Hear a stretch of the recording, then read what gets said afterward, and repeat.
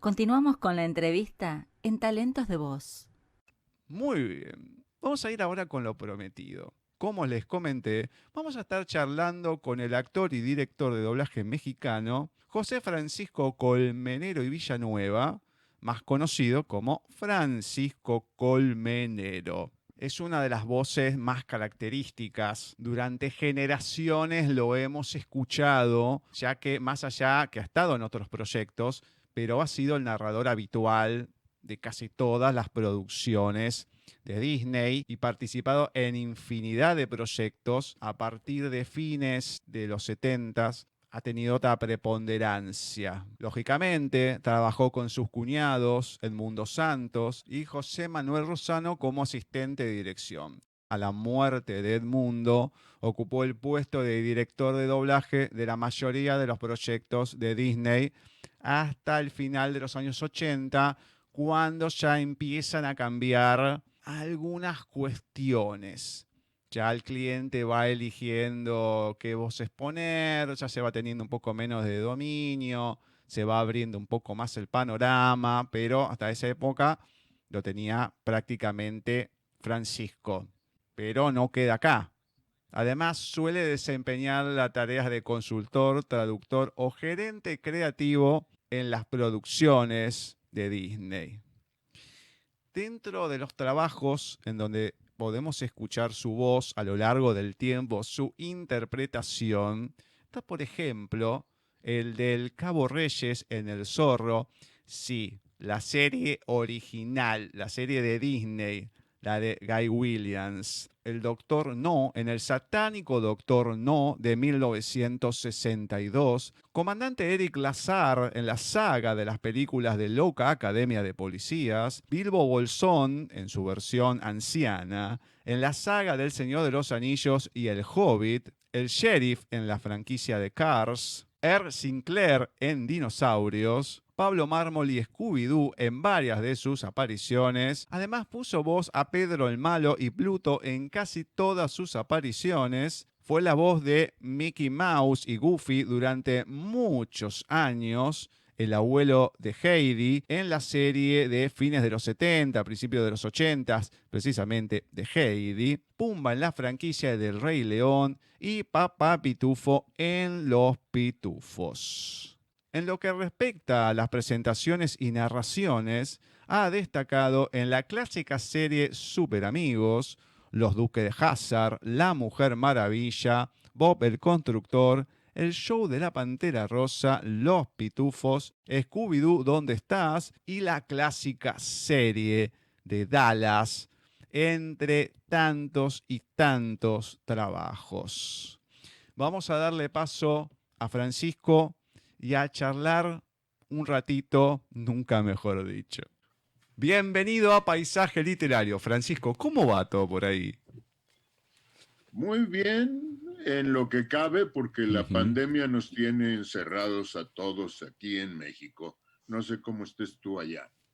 Y estamos igual, o sea, está un poco más liberado todo, aunque hay muchos casos, pero como todo, viene el verano, la situación económica apremia en la costa, en todos los centros turísticos, y hay mucha presión para que se abran todos los trabajos y todo, así que veremos lo que va a venir Pues después de todo esto. Pero, no es, sé. es una lástima que nos haya tocado vivir una cosa tan fea.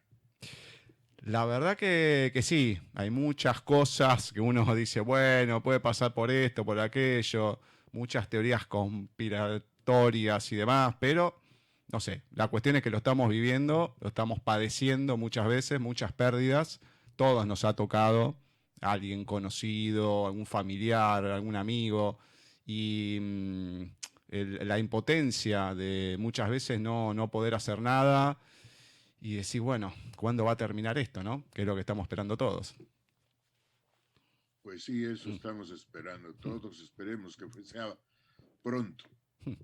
Bueno, comenzando a conocerlo un poco, y nuestros oyentes también, me gustaría saber cómo fue, porque hace muchísimo, mucha trayectoria, pero cómo fue que nació en usted la pasión por lo que es la actuación y después obviamente, todo lo que vino en las distintas ramas, llegar al doblaje y demás, ¿no? Pero ¿cuál fue ese punto de inflexión en su vida que lo hizo decidir por la actuación? Bueno, desde niño empecé en algunas cosas. Había una compañía aquí en México de niños que cantaban operetas, como La Verbena de la Paloma, por ejemplo. Y yo desde niño entré en ese grupo y pues me interesó mucho. Ya después no tuve oportunidad hasta que después eh, apareció el señor Edmundo Santos, que era el que manejaba las cosas de Disney, y él estaba casado con una hermana mía. Entonces, este señor no le gustaba andar solo a Edmundo. Entonces, a mí, que era yo un adolescente, me jaló a lo que vino aquí en el año de 1950 a doblar la película Cenicienta de Disney, y estuve en las pruebas que se hicieron en XCW, que es la estación insignia de América Latina Ujú. desde México. Y entonces estuve en las pruebas para buscar la voz de Cenicienta, que apareció a Evangelina Elizondo. Y después tuve oportunidad de estar también en el doblaje de esta película Cenicienta en los estudios Churubusco, importantes estudios de filmación en México. Y ahí pues me interesó el doblaje. Entonces, ahí pasó que pues en ese entonces Disney hacía una película al año porque la hacían manualmente. Ujú. Entonces se tardaban un año en hacer una película. Entonces ahí paré yo del conocimiento, la conexión con el doblaje. Seguí mis estudios, terminé mis estudios y me fui a trabajar en otras cosas. Y un día que regresé del extranjero, que había ido a trabajar fuera, me habló el señor Edmundo Santos y me dijo: oye, vamos a empezar doblaje para todo para la televisión. Y esto va a ser, hay mucho material, va a ser mucho trabajo, vente a trabajar conmigo. Pues me fui a trabajar con él y fui como gerente de producción de la compañía. Ahí había una directora, una señora Estrellita Díaz, que había estado en el doblaje de Nueva York y todo.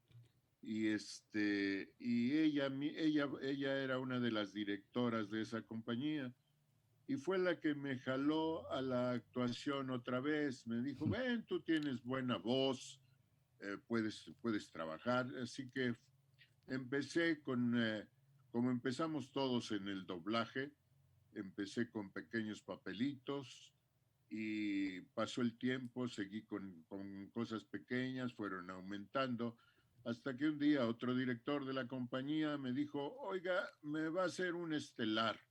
Oh. Y yo dije: qué barbaridad, yo estoy haciendo cosas chiquitas, ¿cómo voy a hacer un estelar? Dijo: usted puede, me dijo. Bueno, entonces empecé y hice ese estelar, que fue el traje nuevo del emperador. Esa historia, ese cuento en que unos vivales le dicen al emperador que tiene unas telas fabulosas Ujú. y que no sé qué, y lo mandan calato a la calle. Entonces, ese fue mi primer estelar. Y de ahí, pues me seguí, y ahí llevo ya más de 60 años, yo creo que como 65 o 66 años haciendo doblaje todos los días de mi vida. Bueno, convengamos que es, creo que la voz más reconocida de todo el doblaje, porque ha estado en todo, en Warner, en Fantasías Animadas, en casi todo de Disney. Esa voz es inconfundible, emblemático de lo que fue Hanna-Barbera, muchas cosas, los super amigos.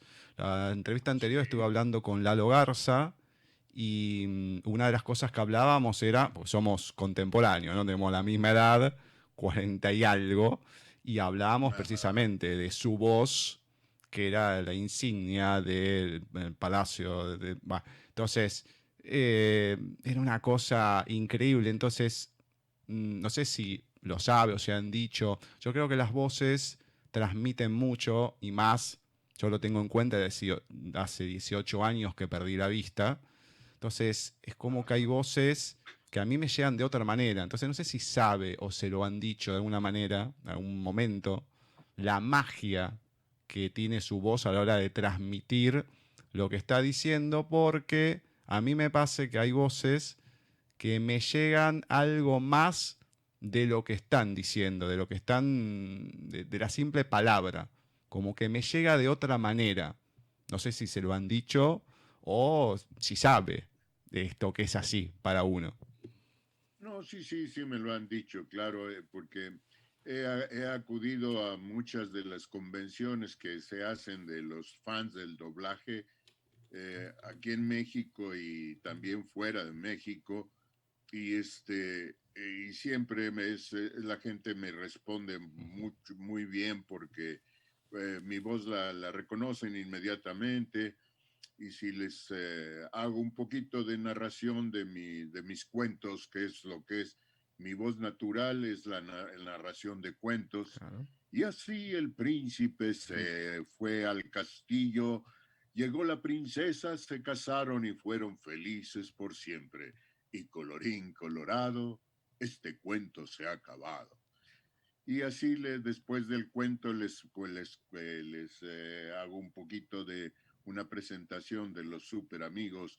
Y así la Mujer Maravilla tomó su avión invisible para ir a ayudar a Superman que estaba en graves problemas. Y después ese otra narración que ustedes no creo que conozcan mucho el origen de la narración de los Duques de Hazard Uh, fue que aquí en México nuestro país tiene distintas regiones ujú. y en la región del norte más o menos se habla como yo narré los Duques de Hazard, que era y los muchachos se subieron al general y salieron disparados. Y aunque Roscoe Coltrane los quiso alcanzar, nunca pudo hacerlo. Y Bosco se quedó con un palmo de narices. Ese tono es del norte de nuestro país. Oh. Bueno, yo sé de esa, no de la generación cuando se estrenó Los Duques de Hazard. Soy más, empecé a consumir televisión en todos los 80, soy del 78. No Y alcanzaste a oírlos. no, ¿cómo que no? De hecho, lo tengo de General Lee.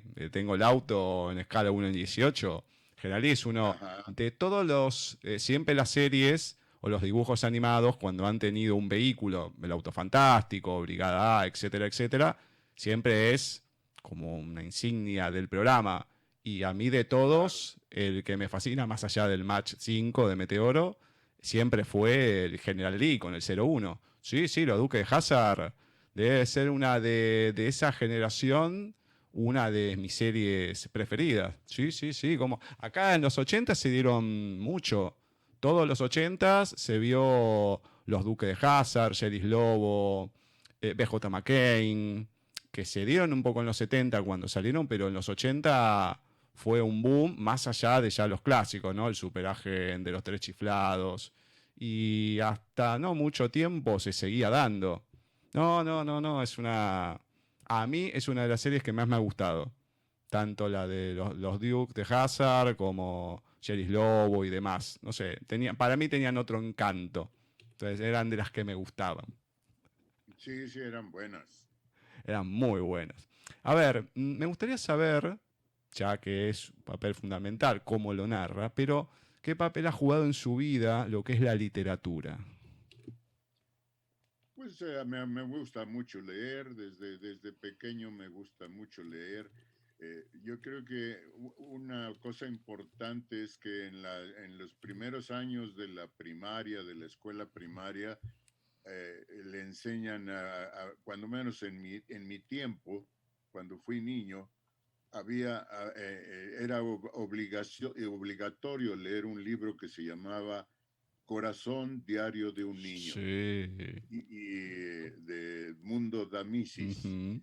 Y ese libro era para un niño, era interesantísimo, viajes y aventuras y todo. Y eso el libro lo leí, no sé, 2 o 3 o 4 veces cuando era niño. Y eso me llevó a que me gustara leer y después pues he leído de muchos autores y yo creo que sigo leyendo en el poco tiempo que me queda de repente porque realmente ahorita estoy muy ocupado Ujú. dirigiendo en línea todas las series que tengo de Disney, que son muchas, son Ujú. 8 o 10 series. Oh. Entonces, estoy dirigiendo en línea porque el problema de la pandemia no nos deja juntarnos. Así que estoy en línea dirigiendo y estoy ocupado pues prácticamente todo el día en el curso de los 5 días de la semana. Hago una pregunta de uno de los trabajos en los que ha estado. Y más allá de lo que fue la serie de Heidi, donde ponía Ajá. voz al abuelo y Cristina Camargo a Heidi, pero me gustaría saber cuando toca un trabajo, o cuando le ha tocado un trabajo, con alguien cercano, con alguien de la familia, ¿se ha disfrutado o se disfruta de otra manera? Sí, por supuesto que se disfruta. Esa serie, pues yo todavía estaba bastante joven y, sin embargo pude hacer al abuelo porque pues tengo la facultad de poder buscar voces dentro de mi garganta, que es lo que debe hacer cualquier actor de doblaje, no tener simplemente su voz, sino poder cambiar voces y pues, meterse en distintos personajes y tener a mi sobrina Cristina, claro, que Ujú. me dio mucho gusto hacer esa serie con ella igual trabajar con mi otra sobrina Diana Santos Claro. y son también las dos son hijas de dos de mis hermanas y trabajar con ellas para mí ha sido muy muy bonito, muy placentero. Y desde luego, como te digo, sí hemos hecho muchas cosas con ellas. Qué lindo.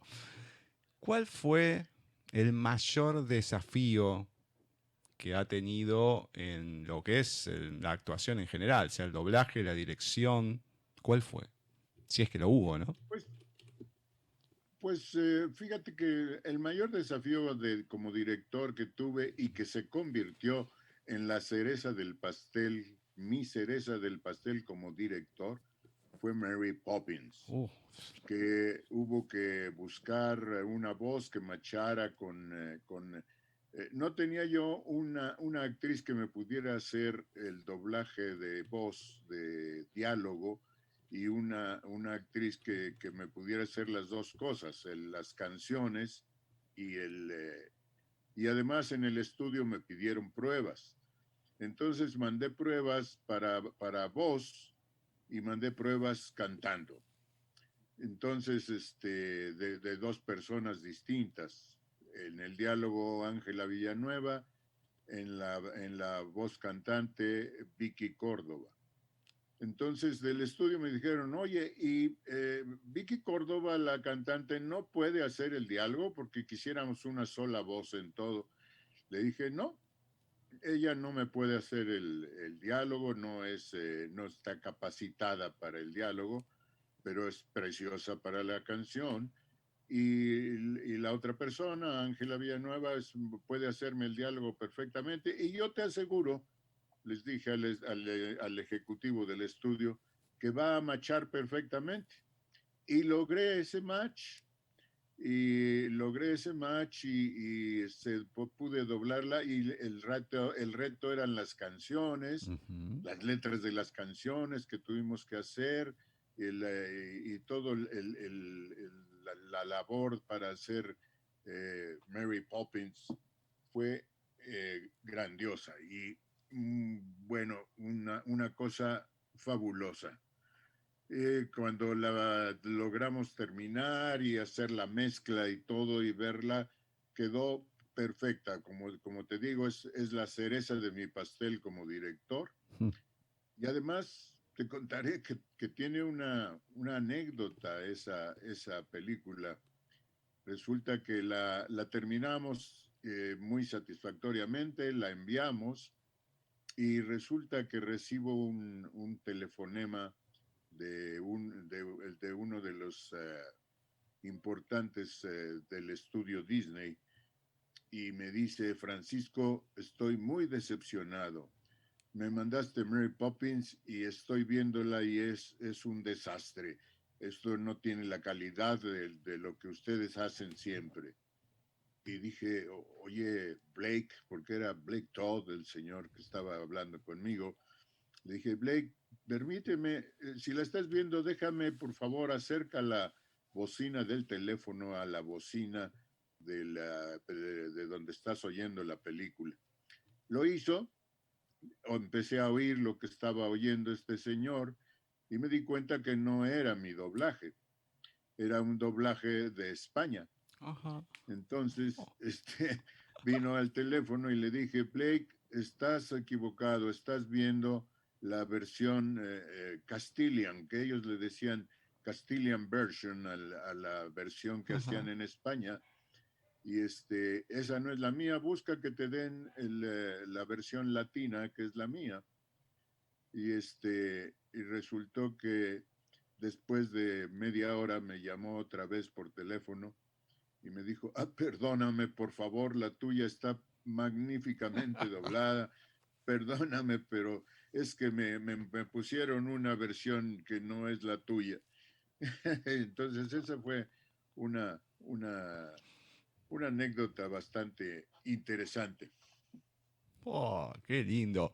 Sí, la verdad que vuelvo a repetir, de que perdí la vista, el doblaje latino ha estado mucho más presente en mi vida.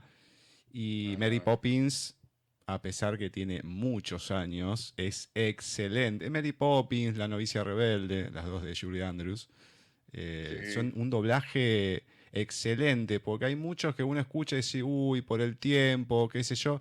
Y hay otras películas que en el doblaje original es increíble, es como si se hubiesen doblado hoy en día, es impecable y da gusto cuando hay un trabajo así. Yo por lo menos lo disfruto mucho. sí, sí, claro.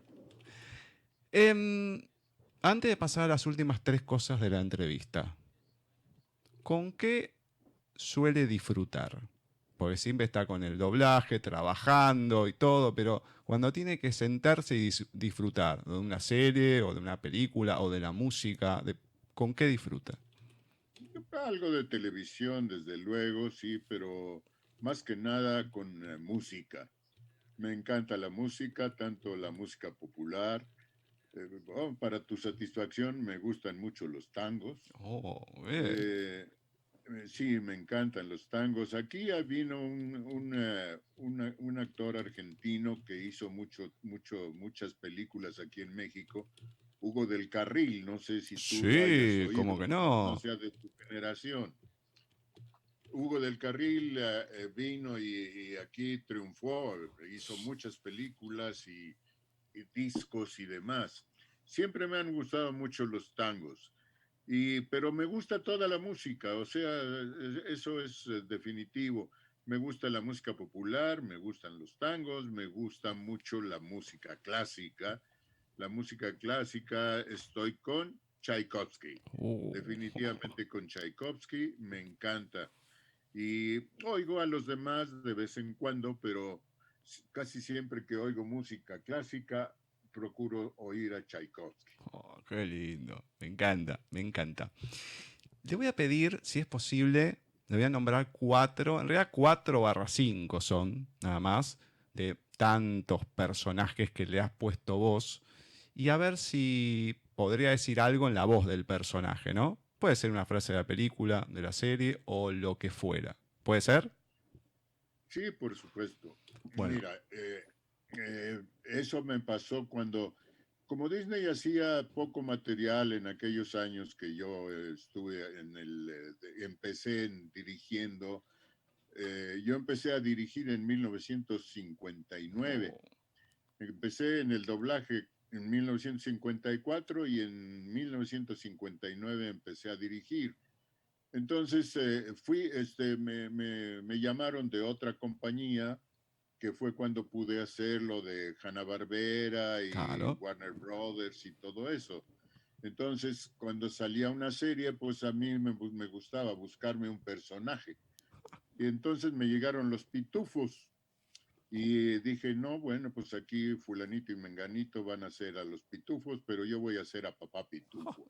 Y papá pitufo era, pues lo que te digo, es el cambiante de voces, ¿no? Ujú. Entonces agarré a papá pitufo y le dije, hola pitufitos, ¿cómo están? Por favor, pórtense bien, porque ya ven que de repente hay un traviesito que nos da problemas. Así que pitufitos, a trabajar, ¿eh?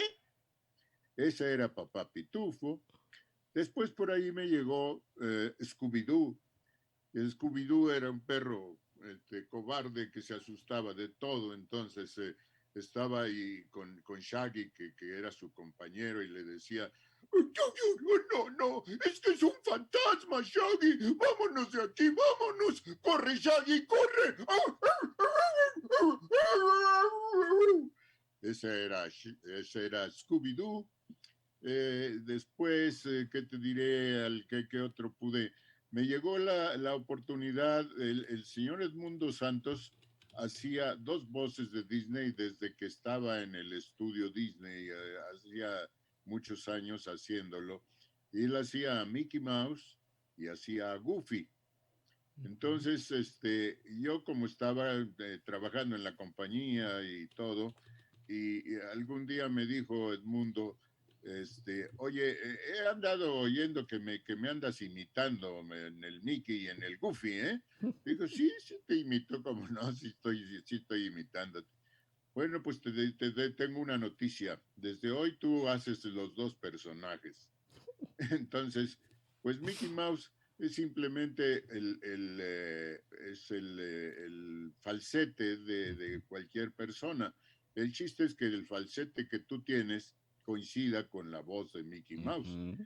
Entonces, muchos años hice a Mickey Mouse, que más o menos decía, hola mosqueteros, vámonos a Disneylandia, los invito a Disneylandia, no dejen de ir, es muy divertido. Y también Goofy lo hice muchos años, como 18 años, hasta que llegó la película de Goofy, que fue donde el estudio me dijo, tu voz ya no coincide con Goofy, queremos que hagas pruebas para Goofy. Entonces les mandé pruebas y en esa película lo hizo, se quedó en las pruebas Carlos II, pero él nada más hizo esa película y unos cuantos cosas después, y después se volvió a cambiar hasta el actual Goofy, que es Mario Filio. Y Ujú. mi Goofy era distinto, pero también lo fue un ícono para mucha gente. Para mí ha sido mi personaje favorito porque es un hombre inocente, buena gente, que ayuda a los demás y demás. Mi Goofy más o menos decía, ¡ay, cómo les va! Yo soy Goofy y quiero que me escuchen porque Mickey Mouse me encargó que los invitara a Disneylandia. Porque en Disneylandia se van a divertir mucho. Esos eran, ya tienes ahí varios personajes de los que fui logrando. Me encanta, me encanta. Yo te voy a agradecer por dos personajes. En Los Pitufos también, Pitufo Gruñón, me encantaba. Era el mejor de Ah, todos los pitufos. Cómo me hacía reír el contrapunto, siempre de mal humor. Creo que me siento muy identificado. Y de una serie, sí. y de una serie también, mi hermano es bastante más grande, yo que tiene 54 años, Y siempre Oye, jorobando me dice, estás con lo de doblaje, conseguía al que doblaba Bernardo del Zorro. Yo siempre me hace el mismo ah, chiste pavo. Y ajá, también ahí estuviste con el Cabo Reyes, que sí, digo, sí, no lo puedo creer. Increíble porque, bueno, Guillermo Romano, que hacía de Diego de la Vega, y otra ajá. serie que te digo, en Argentina, El Zorro se sigue pasando en un canal por las mañanas, un canal de aire. Era muy buena serie y de hace muchísimos Sí, años, sí, ¿eh? sí. Mi hermano, como es muy amargo, es amante del Capitán Monasterio. Lo ama. Ajá, Así que imagínate, fue la primera sí. etapa la mejor. Bueno, Sí, para... es que ahí tuvimos que buscar gente que nos diera el acento español que nos pedían en el estudio. Y el capitán que lo hizo Carlos Agosti fue muy bueno. Y también, digo, esa serie fue Mm, muy interesante muy para bien. doblarla. La última Y pregunta. pues, Sí, te voy a decir una última cosa sí. de nuestros personajes. Resulta que el último que se ha convertido en un hit es Pumba. Que Sí. cuando vino el Rey León, empecé a hacer pruebas para los demás personajes del Rey León. Y cuando hacía yo el personaje, buscando el personaje de Timón, yo le daba el pie haciendo la voz de Pumba para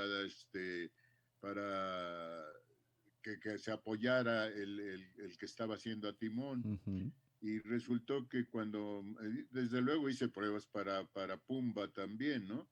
Y las mandé al estudio y resulta que ya me fueron aceptando las voces, fulanito, Raúl Aldana se queda con Timón y esto y esto y esto y esto.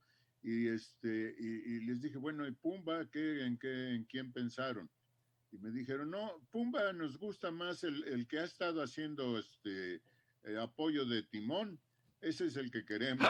Entonces me quedé con Pumba y Pumba pues se ha convertido en un personaje icónico y ese te lo digo así como casi despedida, pero te lo digo y luego me dices qué más querías saber. No, solamente Pumba decía, para cerrar, era oigan, la última. yo soy Pumba. ¿Cómo les va? Y a mí me gustan los insectitos porque son babositos, pero sabrositos. Hakuna Matata. Ese es mi Pumba y Mil se ha perdones. convertido así como en un ícono.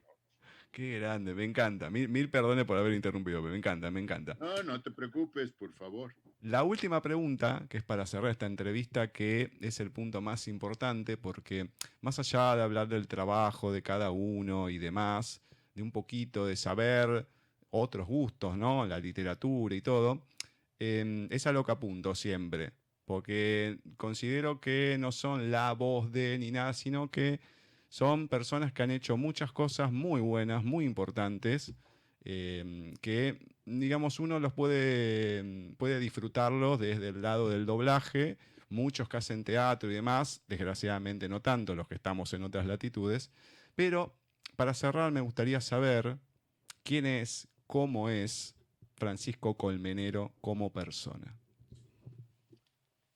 Pues soy una persona tranquila, soy una persona consciente de todo lo que sucede. Soy una persona que se divierte fácilmente con cosas. Soy una persona extremadamente sensible.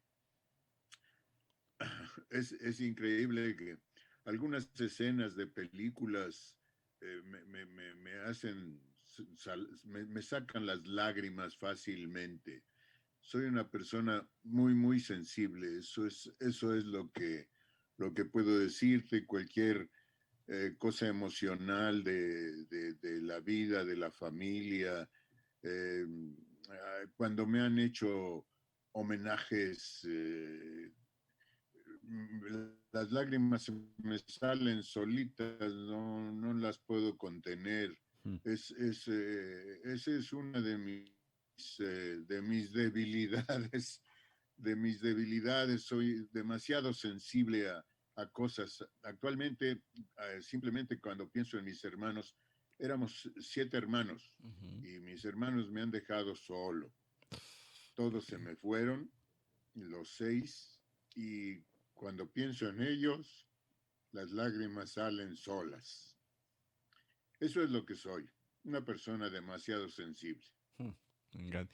Y es bueno, a pesar que algunos lo puedan tomar como una habilidad, creo que es la mayor virtud que puede tener una persona porque al tener sensibilidad, al ser sensible, uno puede tomar de otra magnitud, con otra magnitud, lo que pasa alrededor, no ser indiferente. Y creo que es una herramienta fundamental para poder, qué sé yo, ver las cosas de otra manera o ayudar o conocerse a uno mismo, ¿no? No encerrarse y tampoco hacerse mal, porque cuando uno retiene y no quiere largar la emoción ni nada, termina como, no sé, explotando por dentro. Y es muy Sí, importante ser una persona así. Por eso esta pregunta me parece que es la siempre con la que finalizo y es la más importante y la fundamental.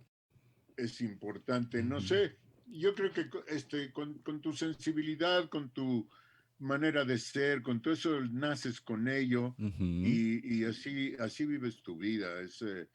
La gente vive su vida según le dieron los instrumentos para Ujú. vivirla cuando nació. Exactamente, es así, es así. Bueno, Francisco, muchísimas gracias por el tiempo, por la oportunidad y espero, como le digo a todos, más en tu caso, con el talento, la calidad y la sensibilidad que tenés, que siga habiendo muchísimo más Francisco Colmenero por muchísimo más tiempo. Pues eso espero, ojalá, aunque ya tengo más años de los necesarios, pero pues, he seguido trabajando a plenitud Mm, y espero seguir trabajando a plenitud hasta que tenga la oportunidad de estar en este mundo. mm. Así va a ser, así va a ser. Bueno, un abrazo gigante y muchísimas gracias. Mucho gusto, Hasta que te luego. vaya muy bien y que seas feliz. Muchas gracias, igualmente. Un abrazo gigante. Gracias igualmente. Así ha pasado por nuestros especiales de talento de voz en paisaje literario Francisco Colmenero, una de las leyendas en el doblaje, así como lo fue en su momento Salvador Nájar, que no hay ninguna duda con todo lo que ha hecho, más allá de la parte de historiador, de la preponderancia que ha tenido y que tiene, pero Francisco Colmenero es de esas leyendas vivas en las que sigue, sigue y sigue. Recordemos que Javier Rivero, allá hace tiempo, nos contaba la importancia y la cantidad de horas que ha tenido en lo que es la dirección, no solamente la dirección, además los proyectos que han pasado por sus manos, esa voz que a lo largo del tiempo ha acompañado a tanta gente, pero son voces que tienen una cierta magia. Puede ser, sí, bueno, pero ha estado en todos lados, ¿cómo que no? Hay voces que tienen magia, lo he dicho varias veces, y hay algo especial. No sé qué, pero hay algo especial. Cancha, trabajo, personalidad, no sé, pero algo hay seguro. Le agradecemos nuevamente por el tiempo a Francisco, que tiene miles de cosas para hacer, pero por lo menos un ratito se hizo para que podamos charlar. El próximo talento de voz que va a pasar por nuestros especiales va a ser el actor y director de doblaje mexicano Ismael Larumbe. Ya hemos tenido a su madre, a la reconocidísima actriz Amparo Garrido, que es un amor de persona, pero un amor. No debe haber persona que no le caiga bien a Amparo, que no la quiera porque es una ternura. También lo que ha representado como colmenero con su voz a tanta gente en el radio, el doblaje, los cuentos, todo. También con Disney mucho. Una persona muy importante. Y les puedo asegurar que parte de eso, junto a quien fuera su marido, Ismael Larumbe, padre, creo que han dejado una enseñanza muy grande. Además que ya vienen de una familia artística de peso y eso, quieran que no, se va transmitiendo de alguna manera. El caso de Ismael no es la excepción. No solamente lo que es su trabajo, hoy en día más como director, aunque sigue actuando a la par, pero también como persona, porque cuenta y mucho. Va a ser una charla larga, también se va a dividir, como hemos tenido otras, en dos partes, porque lo que cuenta con un nivel de detalle es mucho. A quien les guste disfrutar de esas entrevistas largas, de conocer bien a la persona y lo que han hecho, bueno, acá van a tener otra de ese talante. Pero esto va a suceder la próxima vez que nos encontremos en otro programa de Talentos de Voz en Paisaje Literario.